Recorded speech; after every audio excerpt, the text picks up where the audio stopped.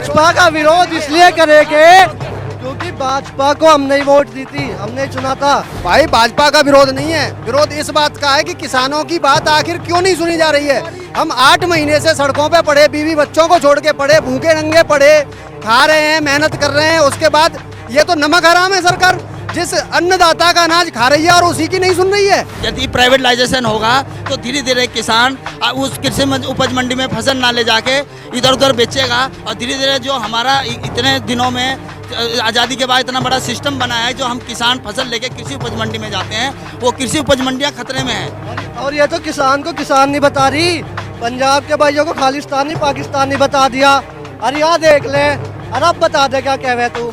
खाद महंगी हो गई है, 50 किलो के कट्टे की जगह 45 किलो कर दिया और बीज महंगे कर दिए हैं और हमें उन्नत किस्म के बीज नहीं मिल रहे हैं। सरकार को वोट दिए, सरकार हमारी नीचे है, हम ऊपर है और किसान सबसे ऊपर है देश में। नमस्कार, मैं शिवम, आप देख रहे हैं ऑनलाइन न्यूज़ इंडिया। मुजफ्फरनगर की धरती पर मौजूद हैं। मुजफ्फरनगर क्रांतिकारियों की धरती कही जाती है। जीआईसी ग्राउंड, जहां से कई सारी क्रांतियों को आवाज़ दी गई है, उसी मुजफ्फरनगर की धरती पर आज किसान आंदोलन की एक नया हुजूम देने की कोशिश की जा रही है। हमारे साथ युवा मौजूद हैं, इनसे बात करते हैं इनकी राय क्या है और किस नज़रिए के साथ किसान आंदोलन को देख रहे हैं और किस तरीके से 2022 के चुनाव में योगी सरकार को ये समर्थन देने वाले हैं कि उसके खिलाफ खड़े होने वाले हैं। इन कई सारे पैमानों को समझने की कोशिश की जाएगी। आप बताइए भाई साहब, किसान आंदोलन को आप कितना समझते हैं और कैसे समर्थन करते हैं? किसान आंदोलन का समर्थन आप देख सकते हो, बताने की बात नहीं है।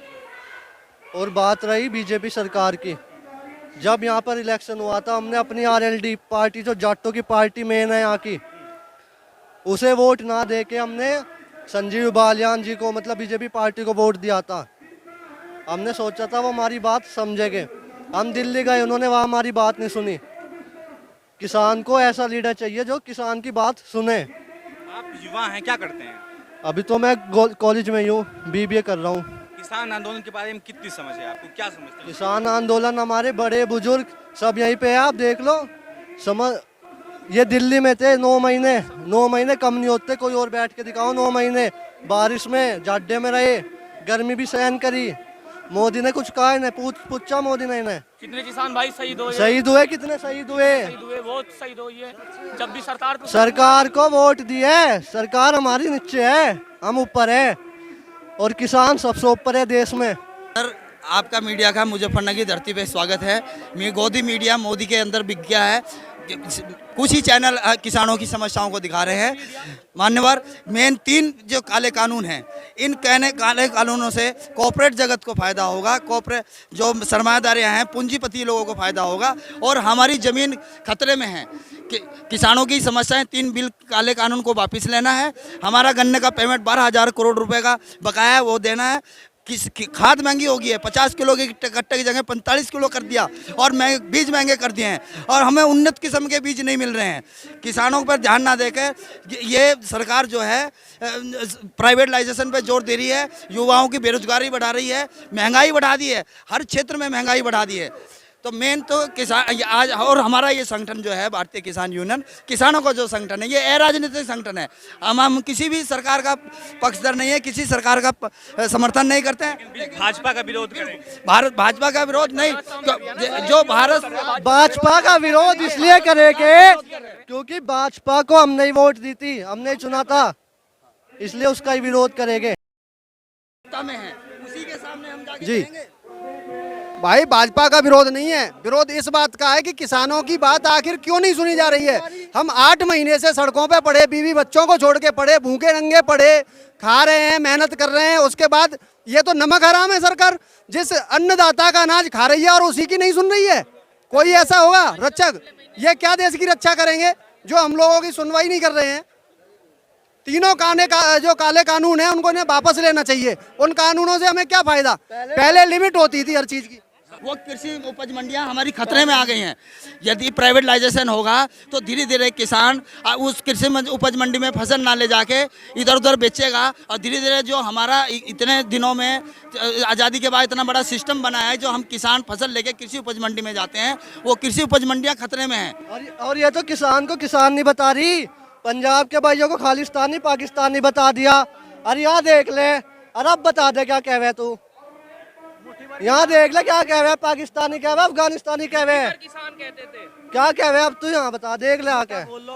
अरे कहाँ, देख ले आके। योगी जी कह रहे हैं कि हम भाई किसानों को लखनऊ में घुसने नहीं देंगे। किसानों को एक मिनट वो कराए राकेश जी, घुसे थे और कहा था कुछ नहीं हुआ। दिल्ली पे भी ऐसे कहा था किसानों को घुसने नहीं दे रहे, वहाँ भी तो रहे सर, किसी ने कुछ हुआ बताओ सर।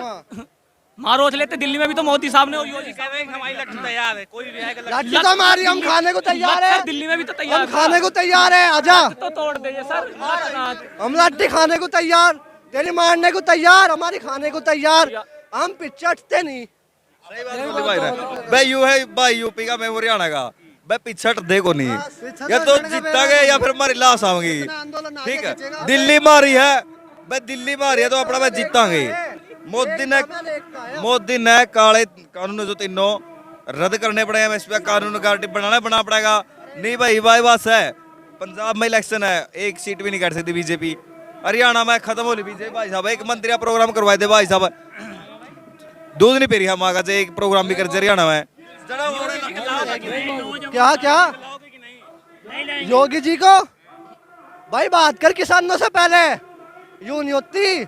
यहाँ बैठे हमारे बाप दादा, वहाँ बैठे चैनल है, एक न्यूज चैनल है एबीपी न्यूज, उसका सर्वे आया जिसमें कह रहे हैं 253 सीट मिलेगी भाजपा। हाँ मिलेगी, हम भी देख लेंगे जब मिलेगी। न्यूज वालों ने तो सितेशी बांट रखी है सर, झूठी मीडिया भी क्यों हुई। ये लोकल न्यूज है, लोकल न्यूज है, वो ये सही है, बाकी तो सब न्यूज है।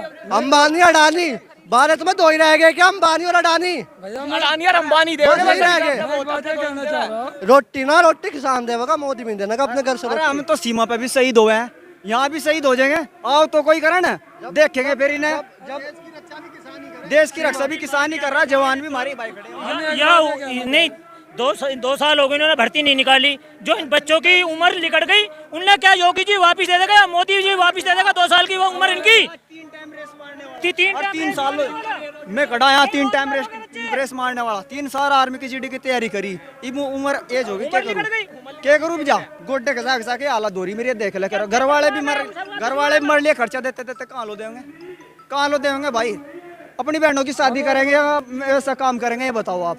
जो युवा हैं उनके अंदर आक्रोश है और योगी सरकार को लेकर काफ़ी ज़्यादा आक्रोश दिखाई पड़ रहा है। जिस तरीके से बेरोजगारी का मुद्दा है, महंगाई का मुद्दा है, किसानों का मुद्दा है, ये कई सारे मुद्दे हैं और जो युवा हैं वो आक्रोशित हैं। क्या इन मुद्दों के साथ योगी सरकार दोबारा सत्ता में वापस आ पाएगी कि नहीं, ये बहुत बड़ा सवाल है और इसका जो फैसला है वो 22 के चुनाव में होगा। फिलहाल इस खबर को लेकर आपकी राय क्या, कमेंट बॉक्स में जरूर बताएं। साथ ही साथ चैनल को सब्सक्राइब करें। मिलते हैं इस तरह किसी और खबर के साथ। नमस्कार। इस खबर को अभी लाइक करें, शेयर करें, अभी चैनल को सब्सक्राइब करें और घंटी जरूर दबाएं।